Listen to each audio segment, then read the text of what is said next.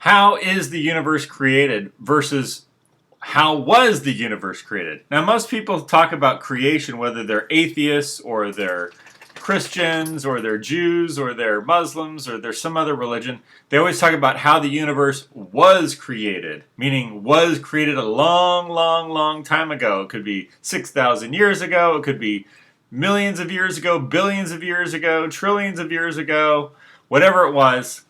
It's always was created. The universe was created. Not the universe is being created, right? And this is why most people, whether they're atheists or they're religious people, don't understand how the universe is created, because the universe, it's not that the universe was created, which it was created in the past and it will be created in the future, but it's being recreated constantly in each new moment of time. So the universe isn't it's not that it just was created and it's still here and it will continue on for an indefinite period of time. It's that the universe is being continually recreated. And every instant that you sense and perceive the universe is an instant in which you are participating in the recreation of it yourself. And so there's a connection between how the universe appears and how a memory or a future an imagined thought appears. When you imagine something and you can see it, or you remember something and you can see it, it's the same mechanism by which the universe is continually being recreated in each consecutive moment of time. And so I'm sure you've had that experience where you've thought of a friend and you see their face, and you can you have an image there. You're sitting there, you're daydreaming. Let's say you're daydreaming. Let's say you're sitting in school as a child and you're daydreaming about the beach, and you're thinking of the beach and the waves and the sun and the sand and the beautiful horizon. And you're looking at that, and you're not looking at the world around you, which is the classroom you're in. Well, you are to some degree recreating this other image more than you are the collective image that you're in with everybody else. But the point is that the universe is continually being recreated in each new unit of time. Now, when we look at the creation stories of Egypt, let's take Egypt. And I believe the god's name was probably pronounced Yepta. Yepta. And Yepta, if I'm correct about that pronunciation, Yepta thinks the world into existence. He thinks the world into existence. He has a thought and the universe appears. And so people think of, how does the world come into existence? Well, you think a thought and a space and a form appear. And that's really all it is. It's not more complicated than that. I don't know that there's anything else I could tell you about it. Now this is the secret. This really is the secret of the occult sciences. This is the secret of the Hermetic sciences.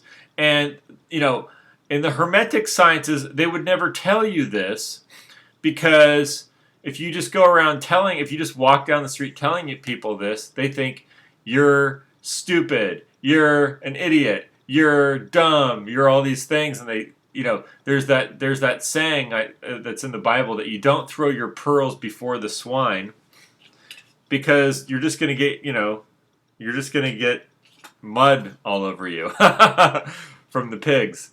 So, and that's what happens. But I don't really care what people think of me. So I just say what I feel and what I believe and what I think to be true. And I don't really, if you don't like it, that's whatever. You can just whatever. It just doesn't bother me. So I understand, some of these, they formed these secret societies in the past to have the secret knowledge, which was the real knowledge of the universe. Like, how's the frickin' universe being created? Well, they know that it's being created, and it's that it's being recreated by thought.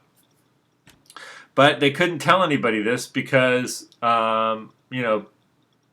it would cause problems or one thing or another. So they formed secret societies where you had to be initiated into the society, and you had to go through all these different degrees in Egypt, and you finally were given the information, right? And you had to prove that you were worthy of it. And I think, there's probably to some degree they set up systems originally where they had the information, and then maybe after a while they set up systems where they just strung you along and never even gave it to you. I don't know, because I didn't join any of those secret societies, so I wouldn't know. But I do know that this is what if in any real secret society, which when you watch TV and you hear about the Illuminati and all this other stuff, they don't know anything. Trust me, that's just a bunch of deviants. It's a bunch of deviants that run these weird deviant groups, and they're like promoting darkness. And they don't really know anything. They're basically atheists or Satanists or kind of a mix of both. And they want to do drugs and party, and they're wealthy, and that's about it. There's nothing about it. It's not like they have the secret information. They don't. They really don't. They don't have the secret information. I have the secret information, and I'm just telling it to you on YouTube. And the secret information is that the universe is constantly being recreated in each new unit of time. And it's being done collectively. That's why you have your imagination, and then you have the real world around you. And those are two different things, right? What you think and what everybody thinks collectively are two different things. So what you could say is, if you have, because the reality of it is, imagine there's no universe, okay? There's just thought. There's just you as an entity which has the potential to think something and see it materialize as an idea, okay? So that means the only thing that you're seeing or you will ever perceive are your own ideas. You will perceive your own ideas. And so then if you get, let's say, an infinity of minds, what do they all have in common?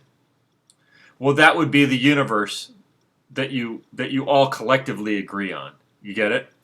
So because if there's nothing, just imagine there's a blank slate and there's nothing, right? The only thing you would ever perceive would be the images of your own thoughts, the images that materialize and form based on your own ideas, your own imagination, your own memories, your own ideas about the present, whatever they are. If there was no universe there, whatever you thought is what you would see. If you get an infinite number of beings, and what do they all have in common? What do their minds all have in common?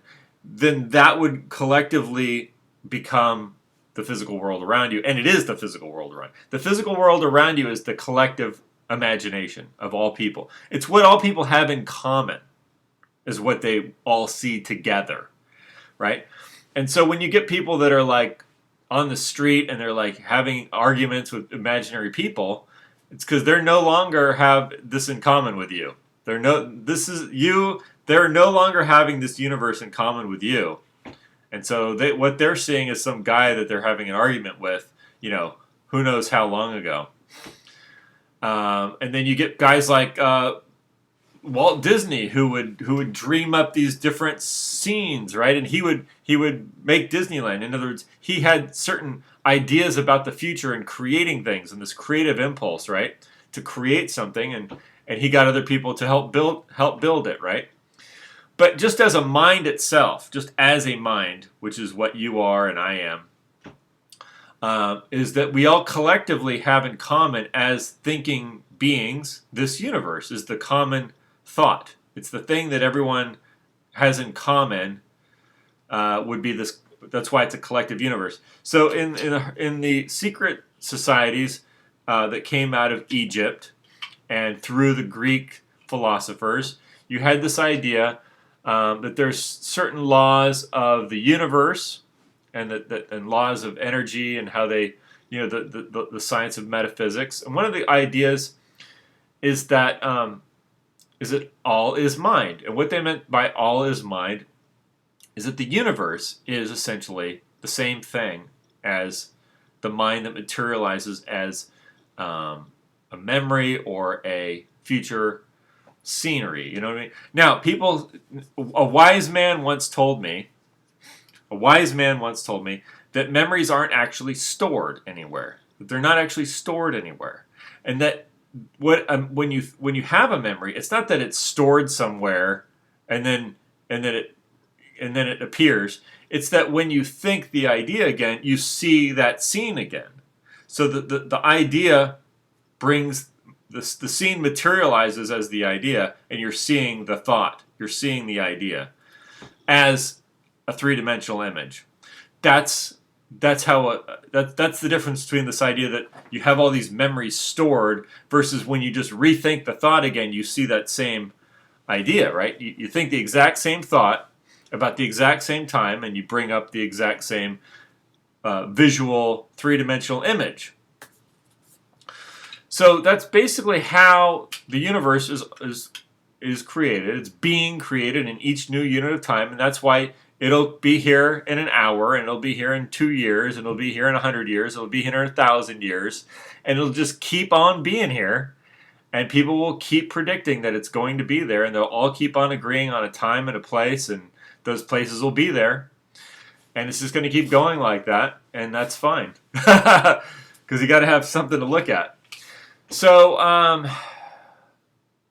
what else was I going to tell you?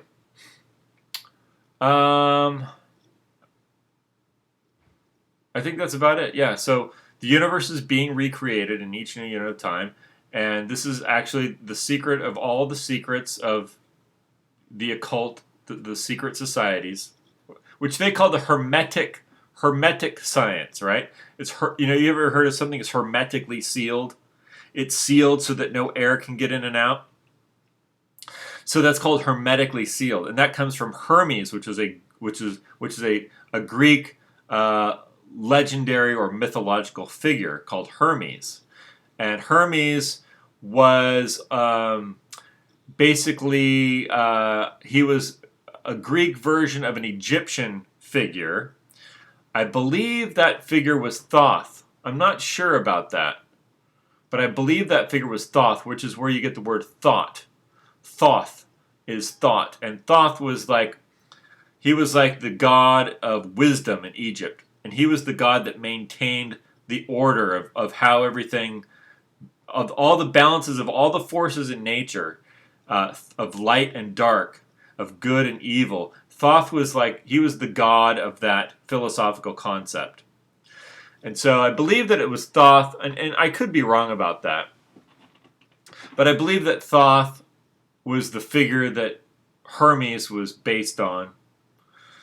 And then Hermes, so anyway, what I'm telling you is this philosophy came out of Egypt through Greece, and it's the idea, and it's written right in the creation story, which is Yepta thinks the world into existence. Well, that's how the world comes into existence. There's no other way it could. Oh, I know the other thing I was going to tell you is the people that tell you that your thoughts come from your brain. That doesn't make any sense, first of all, because the brain is composed of matter, which is composed of, atoms and, protons and neutrons and electrons. Those aren't capable of thinking.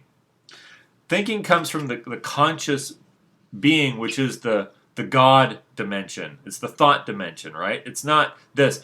Anything that's of the universe is part of the scenery, right? And so, the brain is part of the 3D image of the universe. It's part of the collective mind of the universe, which is the physical forms. I hope that makes sense to you. I know it's a little complicated. But it's not any more complicated that when you see an image, when you think of something and you see an image, and the forms and the people in that image that you thought of, well, those people, the thoughts that they're having aren't in their image. It's just you thinking it, right? In other words, that's just like an illusion. It's like an illusion. But it's not just an illusion because it's real, because if you got to go back to the starting point. There's nothing but thought and what thought sees. It sees what it thinks. So those are the things that are real. Because the thought sees what it thinks, those are the things that are real, and those things collectively, what all the thought thinkers have in common would be the collective universe, the physical world around us. Now, I could tell you one last thing. I've been very critical of Muslims because I've been debating them about Christianity, which they don't understand, which is why Islam came into existence, because they were arguing with Christians over there in Arabia.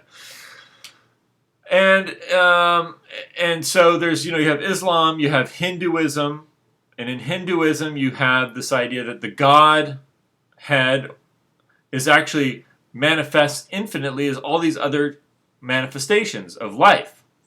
And so that's what I'm trying to say is that there is this idea that there's infinite manifestations of life, and that life dimension, or the thought dimension, is really kind of like it's infinite, but it's also one. So that's something that we also have in common in the thought dimension, is that we're all thought thinkers, and the thing that we have in common together in this dimension is the universe around us. That's kind of complicated too. I hope you understand what I just said. Which is that as you and I both think thoughts, so that's something we have in common. We both come from the thought dimension, which you could call God. So we both come from God because we both come from the thought dimension, and we also we both have this universe in common. So we have certain thoughts in common, which are called the universe. You get it? Now, why did I bring up Islam? Because I've been arguing with the Muslims, and they had this idea that when they talk about their God, Allah, is that they constantly refer to it as we. And I was like, why are they calling it we? What do you mean by we? And this other guy says, oh, this was just a mistake, that was written in there as we. I go, well, it's not a mistake if they meant, like in Hinduism, that the one God is actually all the gods. In other words, all the gods of Hinduism are really one God, and it's infinite, but it's also one. And this is an idea that's been around a while. And, you had this idea, I believe, influence Genesis also, because you had all these different gods, right? I'm getting off on a tangent here, but you had all these different gods, and they tried to say, in the Bible, they tried to bring it down to just one God, the Creator. And so they did the same thing in India by saying, well, all these different gods are really one God. And they did the same thing in Islam by with the Muslims saying Allah is constantly referring to himself as we. And in Christianity, they try to explain why in Genesis the plural, let us make man in our image after our own likeness, right? Because that's a plural. Once again, they try to explain that as the Trinity. The fact of it is there was a religion of polytheism. So all the gods represented these different elements or philosophical concepts, and then the Israelites came along and said, we're only worshiping the Creator God. Okay, well, that Creator God also existed in Egypt, and that was Yepta, or also later I believe it was known as Atum, and then later it was known as Amun, because it changed when different ruling families, and depending on where they were from, that their god would become or take the place as the chief of the pantheon. So the chief of the pantheon is the point at which, the Creator, the genealogy of all the other gods, which is the universe. All the other gods are really just parts of the universe, right? Well, the genealogy comes from one God, and he manifests as, multiple different ideas and natural deities and all these different things. That's not really what I'm talking about, though, with this. Why did I bring this up? Because there's a slight similarity there, but it's not the pure idea. The pure idea is simply that you think a thought, you see a form, you see a space with forms in it. And collectively, that's how the universe is created. So what I'm trying to say is, in these other religions, you had them attempting to describe this thing, which was known by the secret society people. If there was an order of real secret society, this was the key information. But they didn't pass that information on unless you were initiated into it. So then there were all these other religions which just had like these stories about gods and these stories about this other stuff. And those stories have always existed. I'm not just saying that they made those up to like fool people or something. It's just that those stories have always existed because they were born out of nature. But then this other order came who probably spent I don't know how long thinking about the subject and came to the conclusion that the universe was in fact um, a common idea. It's an idea that everyone holds in common. So that's what I'm trying to say. And how long have people? How old is that idea? Who knows? Because I mean, does that could be an idea that came from high tech civilizations who had been thinking about this concept for millions of years, on different planets for all I know. I don't know. I'm not. I'm just speculating here. I'm just saying that this idea is probably the idea of the most advanced people in the entire universe would know this, and for some reason, either they don't want other people to know, in the case of the Hermetic sciences, because they don't think they're worthy of knowing, or whatever. I don't want to speculate on why all that is right in this video. It's just whatever. But the fact of the matter is, that's the information, and it's the most important thing you could know is what are you surrounded. I mean, you live in this universe every day. It's like, well, what is it? Why does it keep reappearing? Well, that's why. That's why you're here. That's why it's around you. It's what you have in common with everybody else, as far as what you think, is going to be there. Like I said, it's not your imagination, but it's everyone's imagination. Because if you think of it, if there's no universe, what you see is what you think. And then what you think collectively is what's real, and that's what we have here. So that's all I can say about it. I'm just going to repeat myself over and over again. But that's it. There's nothing else to it. It has no other origin. It wasn't created a long time ago, and it's just been going the whole time. It's recreated by everyone with a mind, with the ability to think and imagine, and it's recreated by everyone in each consecutive moment at all time. All right, well, hope you enjoyed this video. Have a good night.